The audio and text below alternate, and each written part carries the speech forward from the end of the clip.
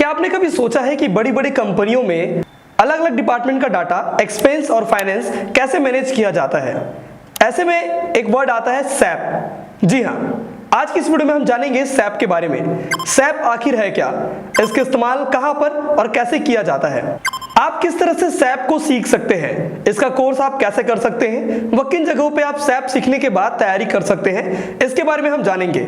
साथ ही हम जानेंगे कि सैप कोर्स करने के बाद आपकी सैलरी कितनी हो सकती है। तो चलिए बिना देरी किए वीडियो को शुरू करते हैं। सबसे पहले जानते हैं सैप के बारे में। दोस्तों, सैप का फुल फॉर्म होता है system application and product data processing. यह जर्मनी की एक मल्टीनेशनल कंपनी है जो अलग अलग बिजनेस को सैप ERP सॉफ्टवेयर प्रोवाइड करता है। सैप जो है अलग अलग डिपार्टमेंट के कई सारे काम जैसे कि finance, accounting, human resources, manufacturing, product management, chain management और कस्टमर मैनेजमेंट जैसी चीजों को मैनेज करने में मदद करता है।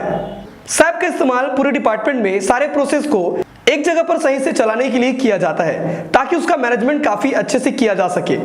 सैप के बारे में और अच्छी तरह से जानने के लिए आइए जानते हैं कि सैप आखिर काम कैसे करता है। दोस्तों, सैप अलग अलग मॉड्यूल में काम करता है, इसीलिए यह एक ERP मॉड्यूल सिस्टम है और यह मॉड्यूल एक सेंट्रल डाटा से जुड़ा होता है जो अलग अलग डिपार्टमेंट में भी बटा होता है, जहां से इस डाटा को मैनेज किया जाता है। सैप के मॉड्यूल अलग अलग डिपार्टमेंट में जुड़े होने की वजह से सभी डाटा एक जगह पर इकट्ठे होते हैं, जिसमें आगे काम करने और रिसर्च करने में आसानी होती है और एक सही डिसीजन पर पहुंचा जा सकता है। अगर कोई कस्टमर किसी चीज का ऑर्डर देता है, वह डायरेक्ट सेल्स मॉड्यूल में चला जाता है और इसके बाद यह डाटा ऑटोमेटिक इन्वेंट्री मॉड्यूल में चला जाता है। फिर वह मॉड्यूल से चेक करता है कि क्या वह प्रोडक्ट इस इन्वेंट्री में मौजूद है, और अगर हाँ, तो इन्वेंट्री मॉड्यूल शिपिंग मॉड्यूल को आदेश देता है ताकि किसी प्रोडक्ट को कस्टमर तक भेजा जा सके। और इसी तरह अलग अलग काम जैसे फाइनेंस में भी इसी तरह के मॉड्यूल्स बने होते हैं जो काम को ऑटोमेट करते हैं। जैसे कि हमने सैप के मॉड्यूल को समझा, तो आइए हम आपको बताते हैं कि सैप के कितने तरह के और मॉड्यूल्स होते हैं जिसका उपयोग बिजनेस में किया जाता है।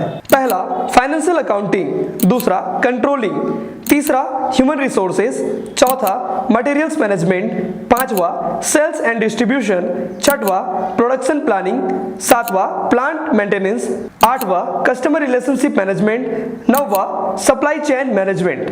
दोस्तों, अब आइए जानते हैं कि अगर आप सैप का कोर्स करना चाहते हैं, यानी कि सैप सीखना चाहते हैं, तो आपको किन किन योग्यताओं से गुजरना पड़ेगा या फिर किस योग्यता के आधार पर आप सैप का कोर्स कर सकते हैं। सैप कोर्स में एडमिशन के लिए स्टूडेंट को सबसे पहले ग्रेजुएशन डिग्री कंप्लीट करनी होती है, जो कि आप BCom या इंजीनियरिंग से कर सकते हैं, और इसके बाद आप सैप कोर्स में एडमिशन के लिए आवेदन कर सकते हैं। दोस्तों, सैप में एडमिशन के लिए कुछ संस्थाओं में मेरिट लिस्ट के आधार पर भी लिया जाता है व कुछ संस्थाओं में डायरेक्ट सैप में एडमिशन मिल जाता है और फीस भी लगभग अलग अलग संस्थाओं के हिसाब से रहता है।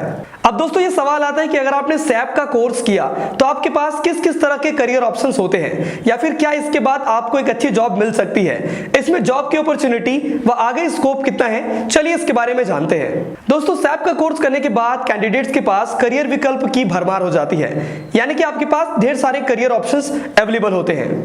सैप कोर्स करने के बाद आप बहुत से फील्ड में जाकर अपना करियर बना सकते हैं, जैसे कि sales, marketing and communication, development and technology, executive and management, consultancy service and customer support, corporate operations, finance, universities, human resources यानी कि HR एंड बैंकिंग सेक्टर्स। ये तो कुछ ऑप्शंस थे। इसके अलावा भी सैप के उपयोग लगभग हर बड़ी कंपनियों में है, वहां पर आप जाकर अलग अलग डिपार्टमेंट्स में अपने लिए जॉब भी देख सकते हैं। दोस्तों, इस वीडियो में आगे बढ़ने से पहले मैं आपको जानकारी देना चाहूंगा कि सैप से पहले हमने टैली अकाउंटिंग सॉफ्टवेयर के ऊपर एक पूरा वीडियो बनाया है। इस डिटेल वीडियो को देखने के लिए आप डिस्क्रिप्शन में दिए गए लिंक पर जाकर क्लिक कर सकते हैं या फिर ऊपर आई बटन पर जाकर भी उस वीडियो को देख सकते हैं, जिसमें हमने टैली के बारे में पूरी डिटेल इंफॉर्मेशन दी है। चलिए वीडियो में आगे बढ़ते हैं। सैप कोर्स करने के बाद जॉब के बारे में जानने के बाद हमें यह भी जानना होगा कि इसमें आपको कम से कम सैलरी कितनी मिल सकती है। तो दोस्तों, आपकी जानकारी के लिए बता दें कि सैप कोर्स करने के बाद अगर आप किसी भी फील्ड में काम करते हैं तो ये आपकी सैलरी यहाँ पे निर्धारित होती है आपके कार्य अनुभव व आपके कार्य प्रणाली के हिसाब से। फिर भी इसमें स्टूडेंट को कम से कम 3 लाख रुपए से लेकर 5 लाख सालाना सैलरी मिल सकती है, और साथ ही साथ कैंडिडेट्स की सैलरी उनकी वर्किंग एक्सपीरियंस के हिसाब से आगे इंक्रीज भी होती है। सैप अपने आप में किसी भी बिजनेस को चलाने के लिए एक बहुत बड़ा टूल्स माना जाता है। तो सैप के आखिर लाभ क्या है, चलिए इसे भी जानते हैं कि सैप आखिर इतना ज्यादा यूज क्यों किया जाता है।